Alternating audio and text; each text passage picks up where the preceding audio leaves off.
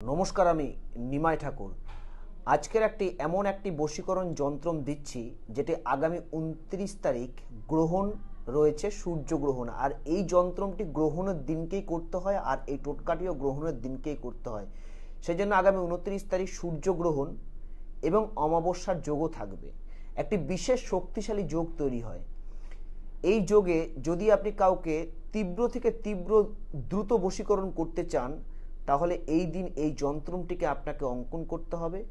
প্রেমিক প্রেমিকার মধ্যে সম্পর্ক বিচ্ছেদ হয়ে গেলে তাকে বশীকরণ করা যাবে, স্বামী স্ত্রীর মধ্যে সম্পর্ক বিচ্ছেদ হয়ে গেলে বশীকরণ করা যাবে, এবং পছন্দের মানুষকে ভালোবেসে থাকলে তাকে ফিরে পাওয়ার জন্য বশীকরণ করা যাবে।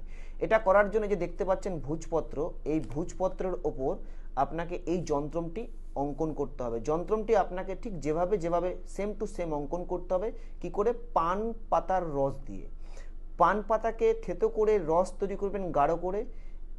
তারপরে আপনি এই যন্ত্রটিকে রস দিয়ে অঙ্কন করবেন ভোজপত্রের ওপর। এই যে ভোজপত্র দেখেছেন, এই ভোজপত্রের ওপর অঙ্কন করার পর কোন টাইমে অঙ্কন করবেন? যখন সূর্যগ্রহণটা লাগবে, দুপুর 2:21 থেকে সন্ধ্যে 6:14 মধ্যে এই যন্ত্রটি অঙ্কন করে আপনি যে কোনো মন্দিরে গিয়ে প্রাণ প্রতিষ্ঠা করবেন। কি করে প্রাণ প্রতিষ্ঠা হবে? প্রাণ প্রতিষ্ঠা করার জন্য যন্ত্রটি অঙ্কন করে রূপোর মাদুলিতে ভরবেন।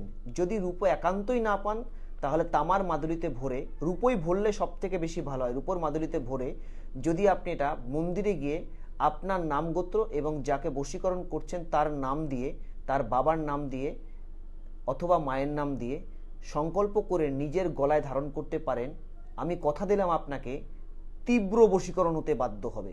নমস্কার, জয় মা কামাখ্যা।